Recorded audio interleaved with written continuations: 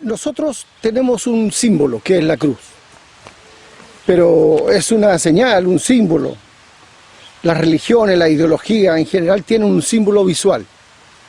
Por ejemplo, si usted ve un cierto símbolo, va a decir, ah, es de la Chile, es de la Católica, de Colo-Colo, de Huachipato, de Everton, los clubes de fútbol. Usted va a ver de la universidad tal y cual, va a ser esta es la universidad. Siempre hay símbolos, siempre hay figuras asociadas. Por ejemplo, de antiguo, la flor de loto. La flor de loto fue usada por los egipcios, por los chinos y por los indios. Se le llamaba también el loto sagrado, el loto indio, o rosa del Nilo, se le llamaba. Por su forma circular se le consideraba como un símbolo del ciclo del nacimiento, el crecimiento y la muerte.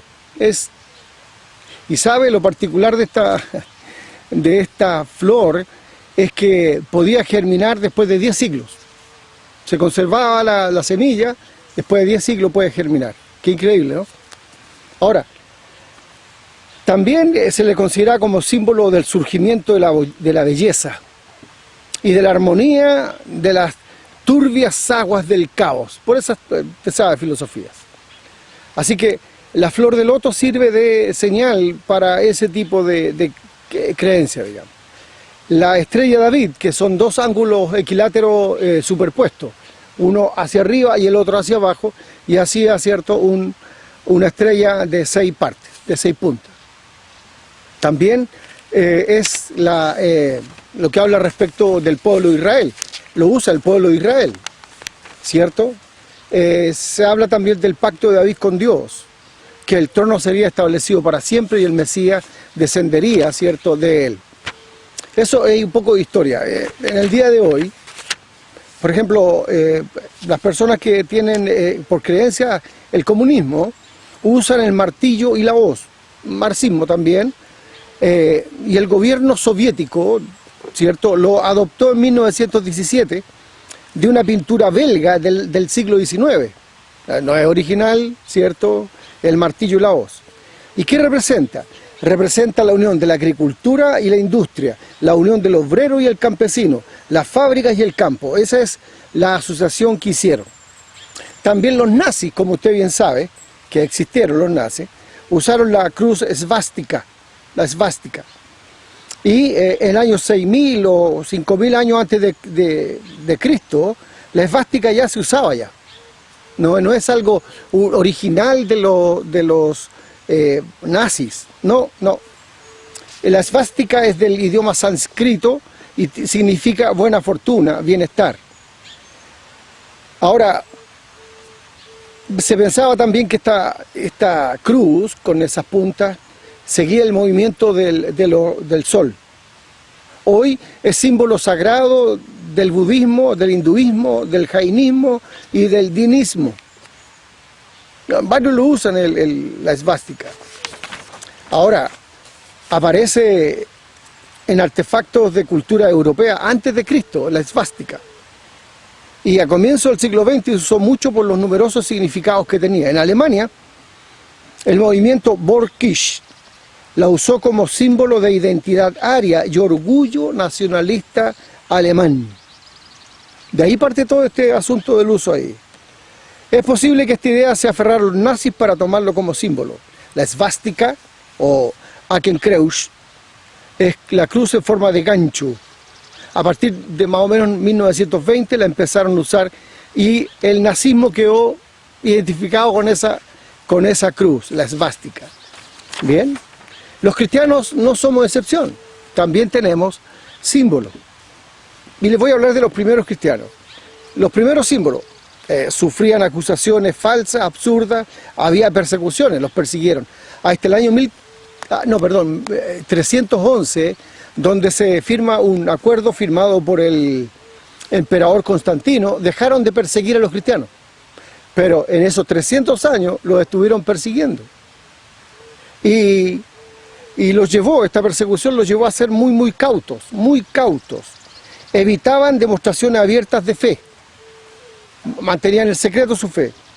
Evitaban usar la cruz, porque todos van a decir, estos que siguen la cruz, estos son cristianos. Así que no lo hacían. Y no olvide que la muerte en la cruz era ignominiosa, era ofensiva, era lo peor que podía esperar un criminal, morir en la cruz. Entonces, de eso también deriva la poca credibilidad que tuvo la idea de la cruz en los judíos, porque ahí murió el Señor Jesús. Y la cruz siempre está asociada a la ejecución de los más terribles criminales. Ahora, respecto de la iglesia, los primeros motivos para llevar algo que nos pusiera de acuerdo fueron motivos pictóricos cristianos, en paredes y techos de las catacumbas, que eran los cementerios romanos que eran subterráneos afuera de la ciudad. Por ejemplo, pintaban el pavo real, la paloma, la palma de la victoria, el pez. ¿Por qué el pez? Porque había una sigla que era ICHTIS, Iktish, que en griego antiguo significa pez, y que significa Jesus Christus Theous Soter, Jesucristo, Hijo de Dios Salvador. Eso es lo que significa, y pusieron solamente las iniciales, y significaba pez. Por eso aparece el pez en el cristianismo. Entonces, ¿qué es lo que hacían los cristianos? Ellos, para identificar a otra persona, si era cristiana, hacían una curva en la tierra. Una curva, imagínense una curva. Y si yo era cristiano y veía esa curva, hacía la otra. Y parecía un pez. ¿Me fija? Eso usted lo puede averiguar en la internet, es muy interesante. Entonces, ellos se identificaban así. Durante el segundo siglo, los cristianos perseguidos, ¿cierto?, prefirieron pintar temas bíblicos. Al parecer hicieron un cambio ahí. Pintaban, por ejemplo, el arca de Noé, Abraham sacrificando el cordero, Daniel en el foso de los leones, los 3 amigos en el horno, Jonás, los bautismos, el pastor llevando a las ovejas en sus brazos, la curación del paralítico, la resurrección de Lázaro. Todos asociados con Jesús, pero no identificaba a todo esta nueva fe. No se sentían, algunos sí, otros no. ¿Me entiende? Entonces ahí... Y empezaron a cuestionarse los símbolos. En general, por ejemplo, si alguien pintaba el nacimiento, la curación del paralítico, interpretaba a unos pero no a otros. Entonces hubieron divisiones, no había un consenso. Pintaban el nacimiento, los milagros, ¿cierto?, tratando de que se uniformara el banco carpintero, la barca donde enseñó, el lavado de los pies, la piedra de la tumba, que simboliza la resurrección, la corona de espinas, que supuestamente tenía 27 espinas, un trono que significa la soberanía de Jesús. Pero poco a poco se fue consensuando y aparece el símbolo más sencillo, la cruz. La cruz. Imagínense qué sencillo fue la cruz. Ahora, este consenso lleva a ver el total de la historia, porque para que muriera David tenía que haber nacido, tenía que haber sido bautizado. Se habla, piensa en los milagros, la juventud, la enseñanza, en el servicio, la resurrección del reinado. Escogieron, ¿cierto? Ya aunaron y todos empezaron, no por un decreto, hermano, no piense eso. No por un decreto, no. Esto era un consenso y empezó a gustar, ¿cierto? Y todos empezaron a enseñar el símbolo de la cruz. Fíjese que Tertuliano, que era un teólogo de los años 200 después de Cristo, dice, esto es una traducción: en todo momento entramos, salimos, nos vestimos, calzamos, sentamos a la mesa, en todas las acciones de la vida cotidiana, trazamos sobre nuestra frente la señal de la cruz. Eso hacían, la señal de la cruz. Esta mañana intenté hacerla como la hacía en el catolicismo, se me olvidó, no logré repetirla. Cómo se hacía en el catolicismo, porque baja hacia acá y sigue. Bien, Hipólito, que era un presbítero de Roma, decía algo similar. Ahora, es sorprendente la elección de la cruz, cómo se fueron aunando el sentimiento, la representación, qué es lo que era mejor, qué representaba mejor al cristianismo, y fue la cruz. Y probaron varias, pero no porque estaban haciendo un concurso, sino porque se dio ese acuerdo espiritual para decir la cruz es nuestro símbolo. También nosotros llevamos un una carga en ese sentido, hermano. Bien, entonces recuerde que para los asiáticos, los chinos, los egipcios, los indios, era la flor de loto, que simbolizaba el nacimiento, el crecimiento, la muerte. Era un círculo de la vida. Bien, también habla como el símbolo del surgimiento de la belleza y la armonía de las turbias aguas del caos. Lindas palabras, pero el judaísmo también, si usted ve la estrella de David, dice, bueno, aquí hay judíos, o algo tiene que ver con los judíos. También habla del pacto de Dios. Y también el día de hoy hablamos, ¿cierto?, el martillo y la hoz. Y también hay otros símbolos políticos en el día de hoy. El comunismo, el martillo y la hoz, los nazis, la cruz esvástica, el esvástica. Y hay otros más. Bueno, este es el que usó Hitler, como les decía. Y como les decía, también los cristianos no somos una excepción. Y partimos de diferentes ideas. Había un grupo cristiano allá oculto, escondiéndose los 300 primeros años, y se identificaban de alguna manera, aceptando ciertos cuadros, ciertas cosas, hasta que hubo alguien que empezó a poner la cruz, y los otros empezaron a poner la cruz. Pero antes de eso, se asocia el pez, como les decía, ictis, que en griego significa pez.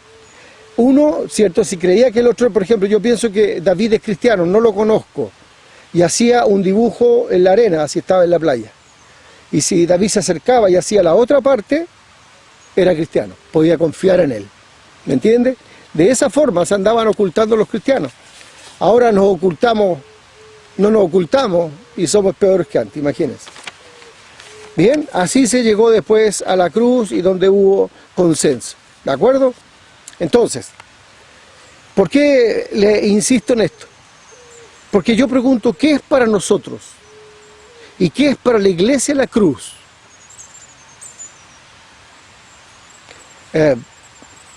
Recuerdo de niño que si yo tenía una cruz en mi mano, de lo que fuera, o hacía la cruz con los dedos, podía espantar a los vampiros. En ese tiempo los zombies y los vampiros eran nuestros peores enemigos. Ciencia ficción había re poca, así que... Pero en esos tiempos los zombies, los vampiros... Y los zombies regularmente eran mexicanos. Y los vampiros eran europeos y eran estadounidenses, de Hollywood. Pero bueno, ¿qué es para nosotros la cruz realmente? ¿Qué representa para mí? En 1 Corintios 1:18 dice, porque la palabra de la cruz es locura a los que se pierden. Lo que dice la Biblia acerca del sacrificio de Jesús, para mucha gente es locura, pero se pierden porque piensan que es locura. Eso es 1 Corintios 1:18, y el versículo 23 dice, pero nosotros predicamos a Jesucristo crucificado, para los judíos ciertamente tropezadero, y para los gentiles locura. Entonces, si usted ve, para la gente que no cree, la cruz es locura. Para los judíos, tropezadero. ¿Por qué?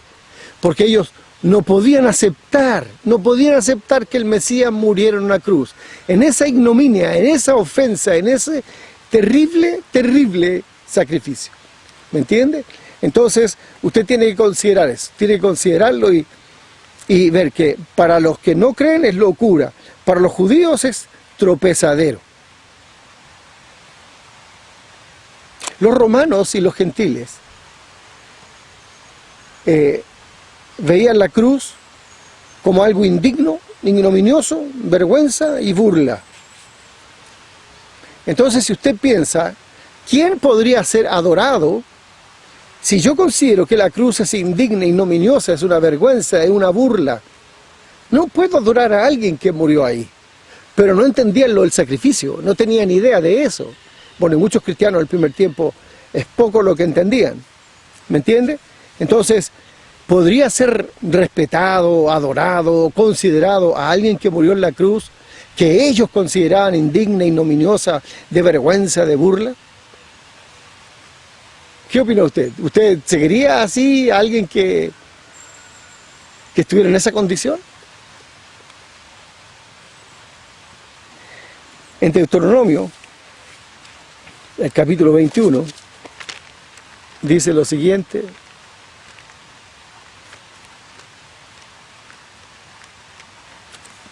Deuteronomio 21, 23, dice así: no dejaréis que su cuerpo pase la noche sobre el madero, sin falta lo enterrarás el mismo día, porque maldito por Dios es el colgado, y no contaminarás tu tierra que Jehová tu Dios te da por heredad. Por eso los judíos objetaban esto de la cruz, el Mesías, porque ellos sabían que la Biblia dice, que sus escritos decían, que el que es colgado en un madero es maldito por Dios. Entonces ellos veían al Jesús muriendo en la cruz, muere en la cruz, y después le adoran. Ellos no podían entender, era un tropezadero, como dice la palabra de Dios. ¿Me entiende? Entonces, nosotros no podemos ser tan rígidos, tan juiciosos con los judíos. Iba contra todas sus enseñanzas, porque había un cambio radical en el plan de Dios. Porque recuerden que Jesús vino a su pueblo y su pueblo no le recibió, y lo negaron hasta que lo mataron. Pero no entendieron lo que Dios estaba haciendo, ni quisieron oír tampoco. Pero ¿qué pensaba el Señor Jesús? En Lucas 2, les leo, en Lucas capítulo 2,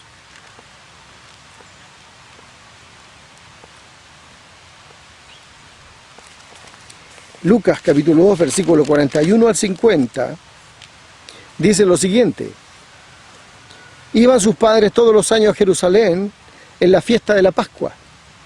Cuando tuvo 12 años, subieron a Jerusalén conforme a la costumbre de la fiesta.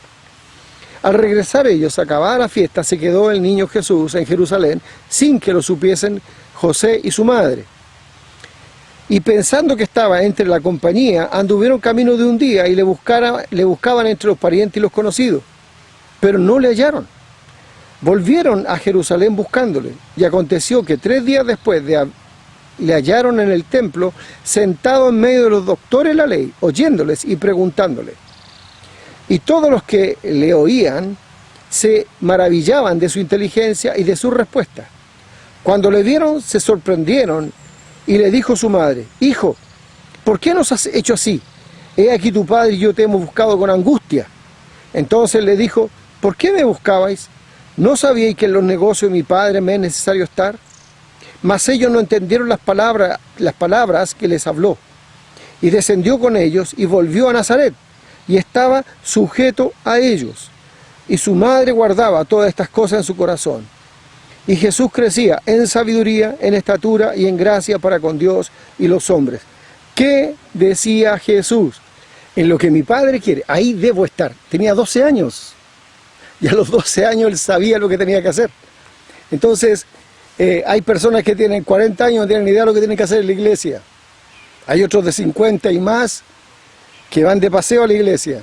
Van a ver cómo está el día, cómo está la membresía, hacer vida social. Pero nunca se han ofrecido a hacer nada. Entonces, en realidad representa algo para nosotros la cruz.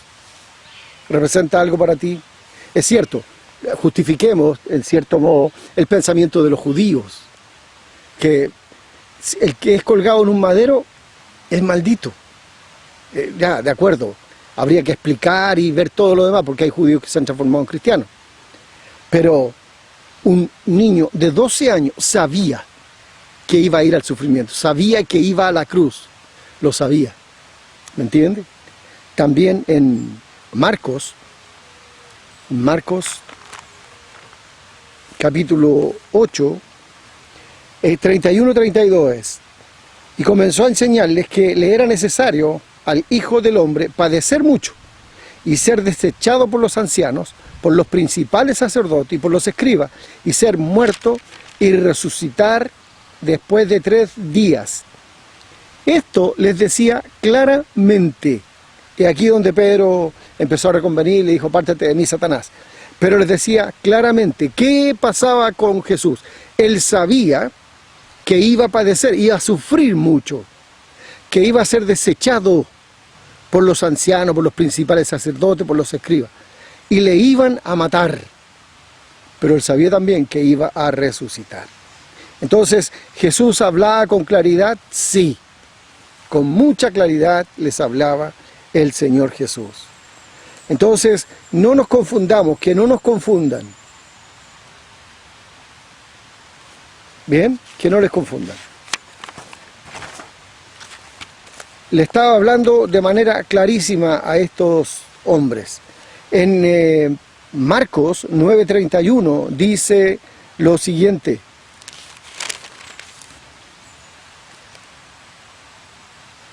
Porque enseñaba a sus discípulos y les decía: el Hijo del Hombre será entregado en manos de hombres y le matarán, pero después de muerto resucitará al tercer día.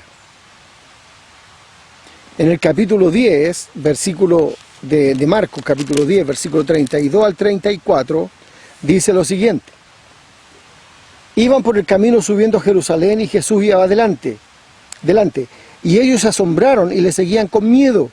Entonces, volviendo a tomar a los 12 aparte, les comenzó a decir las cosas que le habían de acontecer. He aquí subimos a Jerusalén, y el Hijo del Hombre será entregado a los principales sacerdotes y a los escribas. Le condenarán a muerte y le entregarán a los gentiles. Le escarnecerán, le azotarán, le escupirán, le matarán, mas al tercer día resucitará. ¿Tenía claridad Jesús? ¿Estaba enseñando con claridad a los demás? Sí. ¿Por qué razón? Porque él sabía que iba a la cruz, sabía que tenía que hacerlo. ¿Me entiende? Ahora, cuando él pide, Señor, Señor, ¿por qué me has desamparado? Él, cuando pide anteriormente, Señor, ¿es necesario que vaya a la cruz? No era porque tenía miedo al sufrimiento, era porque no quería separarse, cortar la comunión eterna con su Padre. No, Jesús no fue un cobarde que tenía miedo a la cruz. Él sabía desde niño que tenía que ir a la cruz. Entonces piense, ¿será entregado? ¿Jesús se podía resistir? Sí. Le condenarán a muerte. Él tenía argumentos para seguir viviendo. Le entregarán a los gentiles. No lo hicieron los judíos, lo hicieron los gentiles, el ejército romano. Le escarnecerán. Y escarnecer es burlar, ¿no? Entonces, se burlaron de Jesús. Se burlaron del Señor Jesús.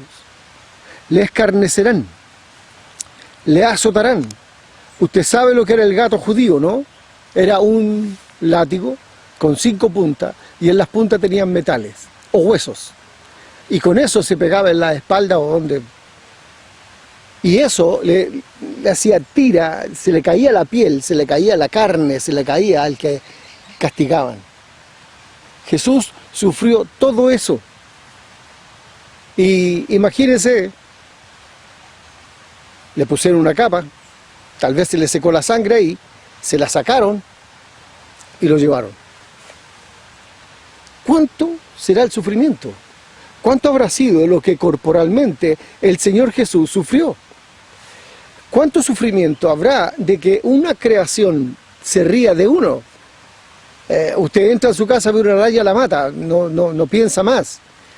Imagínense que las arañas se pudieran reír de nosotros, ¿qué pensaríamos nosotros? O que un animal se ría de nosotros. Nosotros nos estamos riendo del Señor Jesús. Le escarnecerán, le condenarán a muerte, lo van a entregar a los gentiles, le azotarán,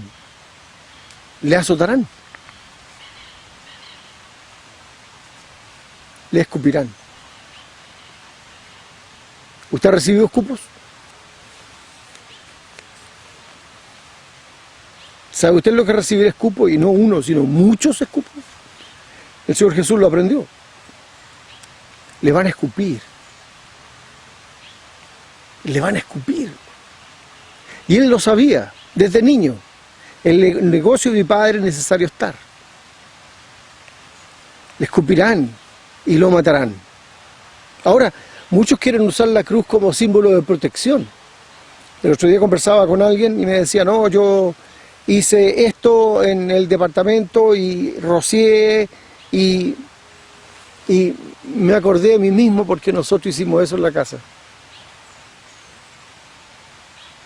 Llevamos agua bendita y la pusimos en los 4 esquinas.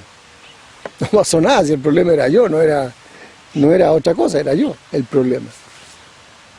Entonces, muchos desgraciadamente quieren usar la cruz. No, vean lo que está, la persona que llega a la cruz. Una persona que fue despreciada por su pueblo, que fue condenada a muerte sin ningún antecedente real, porque usaron falsos testigos. No era su pueblo que lo estaba justiciando, eran los gentiles. Se rieron de él, le azotaron, le escupieron. Esa persona estaba llegando a la cruz, esa persona estaba recibiendo todo por amor a nosotros. Entonces muchos ahora quieren usar la cruz como símbolo de protección. Me acuerdo que en mi casa yo me crié mirando una cruz de palqui con una cinta roja, era protección. Ya vi una latita, ¿cierto?, con un Cristo dibujado ahí, que se ponía detrás de la casa, de la puerta, perdón. Y se hacían muchas cosas para proteger la casa, pero en realidad el problema era uno mismo. Ahora, ¿qué ocurre en la cruz? ¿Qué ocurre en la cruz? Porque es nuestro símbolo. Jesús va a la cruz por amor a nosotros. Él nos ama. ¿Sabe? Jesús no está esperando y diciendo, ya, voy a mirar a David y cualquier cosa que haga, le voy a dar duro. Ah, no, voy a mirar a Germán, a este pastorcito, a ver qué se cree. Cualquier cosa, lo voy a castigar y cualquiera de ustedes. No. Él nos ama tanto, tanto, tanto. Él nos guía, Él nos habla. Ya cuando es extremo, Él ya va a usar un poco de fuerza. Pero Él tiene formas de enseñarnos, formas de hablarnos. Y si el Espíritu Santo está en mí, tengo que escuchar al Espíritu Santo. ¿Me entiende? Entonces, ¿qué ocurre en la cruz? Jesús muestra el amor. El tremendo amor inconmensurable que Jesús tiene por nosotros. Entiéndame, es un amor por nosotros. En la cruz se representa el más perfecto amor. ¿Por qué es el más perfecto amor? Porque se dio sin recibir nada. ¿Qué le podríamos dar a Jesús nosotros? Dígame, ¿qué le podríamos dar a Jesús? Nada. Usted, ni yo, ni el mundo, ni la ciencia, nada tenemos para darle a Jesús. Por otra parte tenemos al Padre. Al Padre. Desde los cielos, viendo a su Hijo cómo lo atormentaba, cómo se reían de Él. ¿Cuánta ira tiene contenida el Señor para el día de la ira? Para el día de la ira. Entonces, ¿qué se demuestra ahí? El amor del Padre, del Hijo, del Espíritu Santo. Se demuestra ahí en la cruz. Pero por otra parte, también se demuestra la justicia de Dios. ¿Sí? ¿Por qué? De aquí entra usted con su contribución y entro yo con mi contribución por el pecado. El pecado. El pecado llevó a Jesús a la cruz. Dios sería injusto si deja sin castigo el pecado. Y Dios lo castiga. Por ejemplo, supongamos que yo nunca he recibido al Señor Jesús y en unos años más me muero. Toda mi vida pecaminosa, Dios la va a considerar, me va a juzgar y me va a mandar al infierno, al lago de fuego. Ahí me va a mandar. Y no tengo nada que alegar.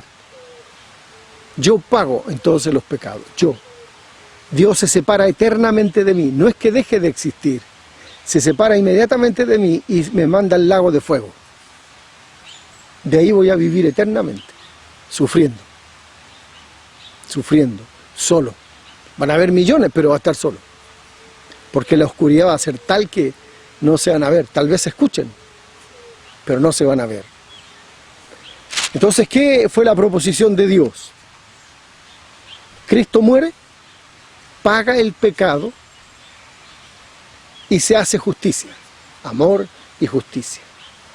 ¿Por qué es tan importante que usted crea en Cristo? Para que Cristo en la cruz pague sus pecados. Ya pagó los míos.